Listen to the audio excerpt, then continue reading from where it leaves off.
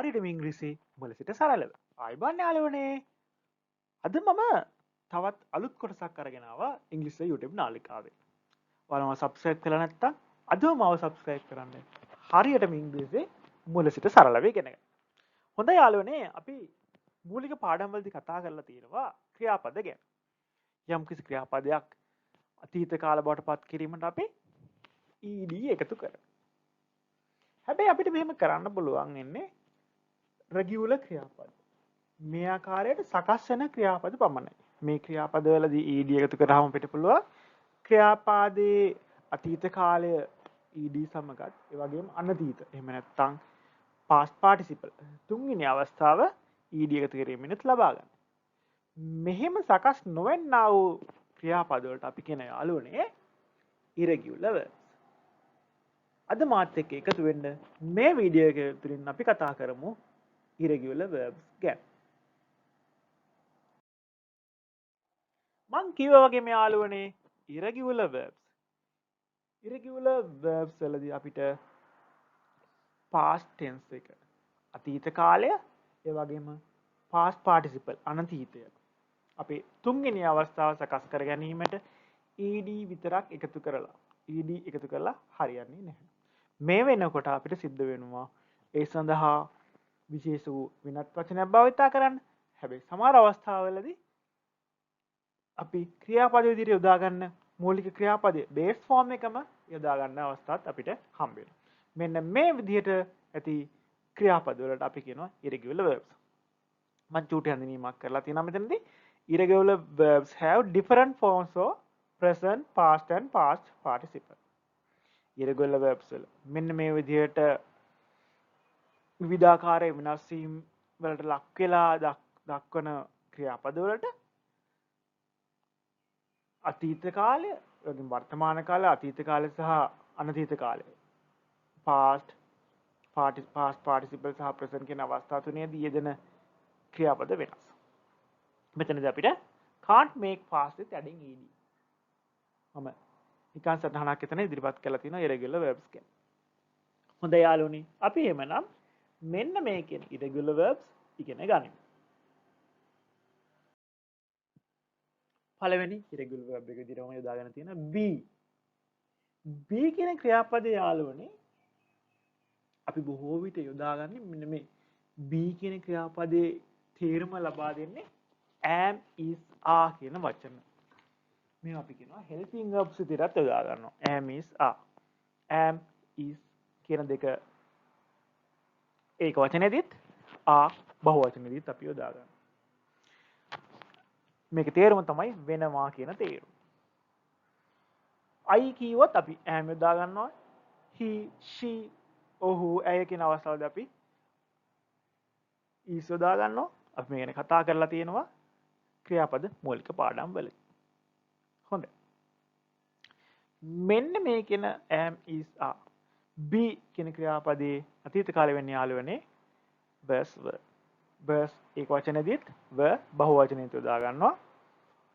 අපි මේ අවස්ථාවේ අනාතීතයේ විදිහට යොදාගන්නේ been කියන වචනේ. මෙන්න මේ කියන අනාතීතය past participle එක අපිට වැදගත් වෙන්නේ යාළුවනේ අපි tenses වලදී කතා කරා වගේ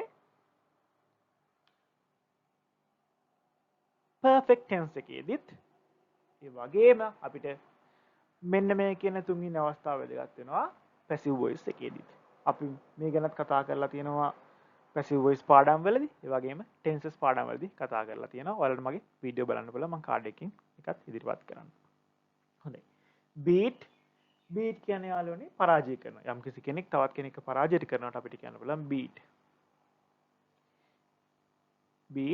bet, beaten. අපි මෙතනදී අතීත කාලයේ bet විදියට යෙදුවත් beat, bet කියලා තමයි શબ્ද කරන්නේ. අකුරු සමානයි, නමුත් මෙතනදී අපි ප්‍රොනවුන්ස් කරන්නේ ශබ්ද කරන්නේ bet කියලා. begin, began, begun. begin කියන්නේ යාළුවනේ ආරම්භ කරනවා. එනම් began කියන්නේ ආරම්භ කරා. begun කියන්නේ ආරම්භ කරලා කියන. third කොටස, තුන්වෙනි කොටස. past participle. bent කියන්නේ යාළුවනේ නමනවා. bent කියන ක්‍රියාපදයේ අතීත කාලයේ bent. ඊළඟට අනාතීතය තුන්වෙනි ආකාරය bend. bend. ඊළඟට අපි කතා කරන ක්‍රියාපදේ තමයි bind. bind කියන්නේ බඳිනවා. යම්කිසි දෙයක් බඳිනවා. අපි යම්කිසි කෝටුවක් එකතු කරලා බඳිනවා. ඒ වගේ අවස්ථාවල අපි කියන bind. bind, bound. දැන් අපි පොතක් වගේ එකක් bind කරනවා. bind. ඊළඟට අපි ගමු bite. bite කියන්නේ යාළුවනේ හපනවා. අපි යම්කිසි දෙයක් බල්ලෙක් හපන bite. අපි bite කියන මොනවාද? bite කියලා අපි යොදා ගන්නවා. සමහර කෑමක් බීමත් එක්ක යොදා ගන්න සමහර කෑම වලට bite එක bite කියන තේ යාළුවනේ හපනවා. bite, bitten. ඊළඟට bleed. ලේ ගලනවා අපි කියන වචනේ තමයි bleed. bleeding ලේ ගලනවා. bled. මෙතනදී අපිට පේනවා දෙවෙනි අවස්ථාවයි තුන්වෙනි අවස්ථාවයි වචන දෙක සමානයි. blow කියන්නේ යාළුවනේ පිමිනවා. දැන් අපි සංගීත භාණ්ඩයක් කටින් පිමින සංගීත භාණ්ඩයක් ෆ්ලූට් එකක් පිමින blow. අපි ගිනි දැල්ලකට පිමින blow. blow. break කියන්නේ යාළුවනේ කඩනවා.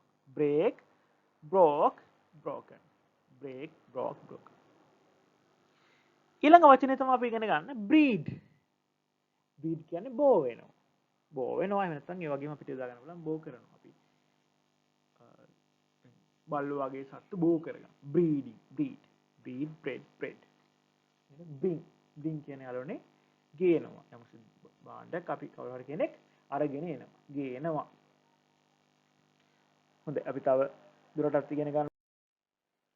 broadcast කියන්නේ යාළුවනේ විකාශනය කරනවා. අපි දැන් ගුවන් විදුලි සේවයක් නැත්නම් රූපවාහිනියක් විකාශය කරනවා. මේකට අපි දානවා broadcast. මෙතනදී බලන්න යාළුවනේ වැදගත් දෙයක් සිදු වෙලා තියෙනවා. මොකද අපි වර්තමානයේ පදයට එහෙම නැත්නම් බේසික් මූලික ක්‍රියාවලියසත් past tense එක. අතීත ක්‍රියාවලියසත් ඒ වගේම අනාතීතය past participle එකත් දාගෙන තියෙන එකම වචනේ broadcast කියන වචනේම තමයි. එතනදී වෙනස් වෙන්නේ නැහැ. broadcast.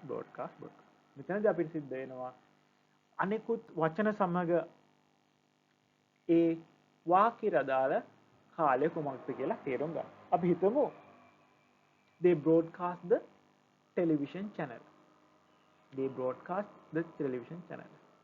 මෙතනදී අපිට කාලය කොයි කාලෙද කියලා හරියටම කියා ගන්න අමාරුයි. අතීතයේද වර්තමානයේද කියලා. නමුත් අපි දන්නවා මේක usual දෙයක්. usual දෙයකට අපි කවතා කරන්න යොදාගන්නේ වර්තමාන කාලේ. එහෙමනම් මේක බොහෝ විට වර්තමාන කාලේ වෙන්න පුළුවන්. අපි කිව්වොත් they broadcast the channel yesterday. අන්න එතකොට අපිට පැහැදිලිවම අඳුර ගන්න පුළුවන්. එතනදී broadcast යොදලා තියෙන්නේ අතීත කාලේ සඳහා. ඊළඟට they have broadcast කියලා කිව්වොත් එතනදී අපි දාගෙන ඉන්නේ past participle form එක. හැබැයි අපි යොදාගන්නේ එකම broadcast කියන වචනේ. ඊළඟට build කියන්නේ යාළුවනේ ගොඩනගනවා. built. මෙතනදීත් අපිට පේනවා අතීත කාලේ සහ අනාගත කාලේ සමානයි. built. burn කියන්නේ යාළුවනේ පුච්චනවා. burnt. ඊළඟට burst කියන්නේ වචනේ තේරුම යාළුවනේ පුපුරනවා. කිසි පුපුරන දෙයක් දානවා burst. පුළුවන් යෙදුමක් තියෙනවා burst into tears. අඬන්න පටන් ගත්තට අපි කියන්නේ burst into tears. යම් කෙනෙක් අඬන්න පටන් ගන්නවා. එකපාරට අඬනවා. burst into tears කියලා අපිට කියන්න පුළුවන්. එහෙනම් burst into laugh. එකපාරට hina වෙනවා. burst into laugh. burst කියන වචනේ තියෙන විශේෂත්වය තමයි මෙතනදී අර broadcast වගේම basic form එක. මූලික පදයටත් අතීතයටත් past participle අනාතීතයට යොදාගෙන තියෙන burst කියන වචනයම තමයි.